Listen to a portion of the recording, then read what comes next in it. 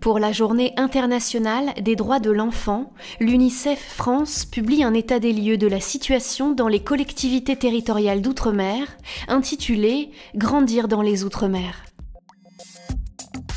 Dans ces 5 départements, Réunion, Mayotte, Guadeloupe, Guyane, Martinique, l'eau, elle n'est pas accessible en continu, elle est chère et elle est souvent impropre à la consommation.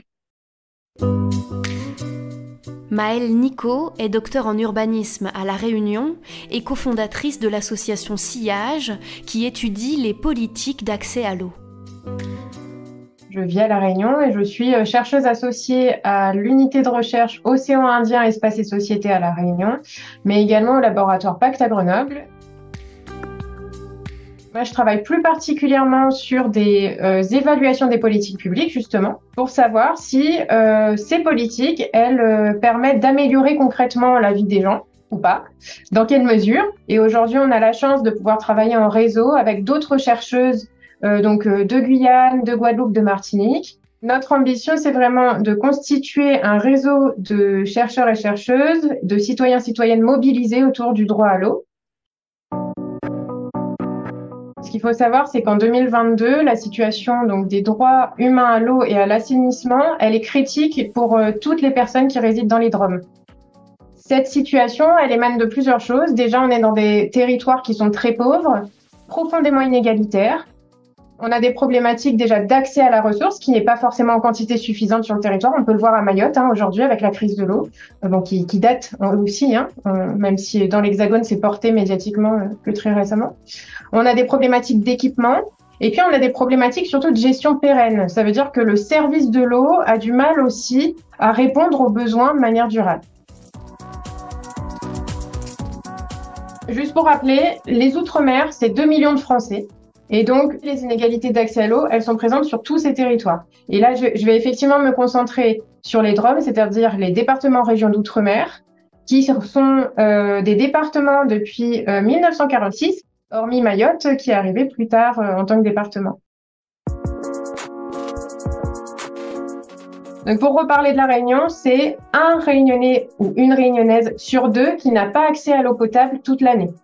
À Mayotte, les coupures d'eau en ce moment, c'est 2 jours sur 3 dans la plupart des communes, avec des quartiers qui ne sont plus alimentés du tout parce qu'il y a vraiment plus du tout de ressources sur l'île. On a aussi un prix exorbitant du pack des bouteilles d'eau. Donc, vous savez, les packs de 6, là, entre 5 et 10 euros, dans un département où 77% de la population vit sous le seuil de pauvreté. En Martinique, 90% de la population est contaminée au chlordécone, comme en Guadeloupe. Et donc, l'ensemble des cours d'eau et sols sont contaminés, ce qui entraîne des effets désastreux. Et donc là, le droit à l'eau, il est complètement compromis.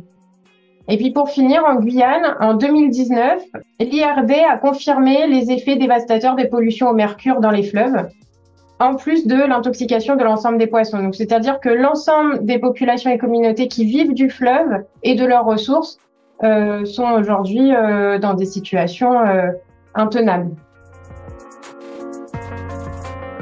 Du moment qu'on sort d'une zone dense, structurée comme une agglomération dense comme on peut connaître, là, un grand centre urbain, les services de l'eau, ils sont pas adaptés, notamment du point de vue de son budget, parce qu'en fait, ce sont les factures d'eau qui payent l'entretien de ce service d'eau. Mais en plus, sur des populations précarisées, dans des conditions climatiques qui sont très différentes de ce qu'on peut connaître en Hexagone, avec des usages de l'eau différents, on n'est pas sur le même logiciel, en fait.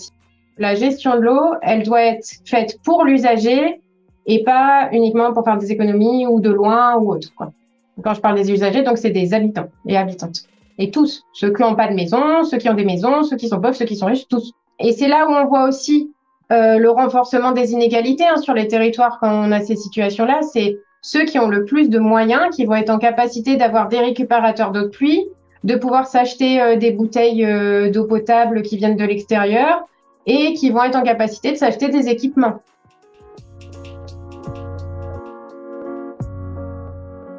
C'est un point très important pour nous en tant que chercheurs engagés dans l'action, c'est qu'on a un manque de données et de connaissances énorme dans les Outre-mer.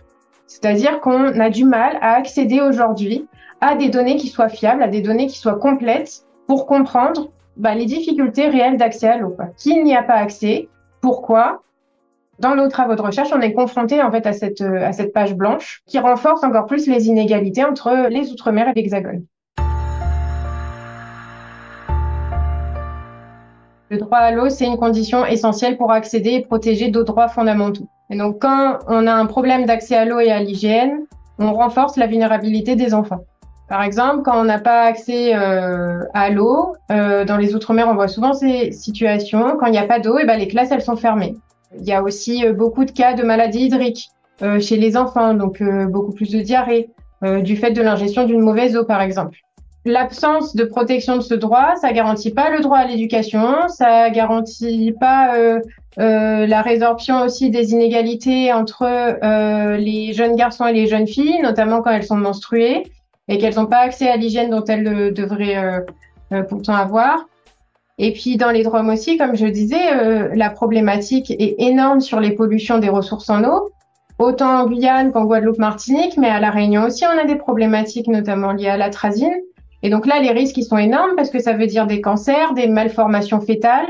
On condamne l'ensemble de ces générations et de ces jeunes générations ultramarines qui sont déjà touchées par d'autres formes d'inégalité en comparaison de l'Hexagone, quoi. Aujourd'hui, les droits de l'enfant en France ne font pas toujours l'objet d'une application uniforme dans tous les territoires. Il est urgent de construire une société plus juste. Dans les Outre-mer comme dans l'Hexagone, tous les enfants doivent avoir les mêmes droits. UNICEF pour chaque enfant.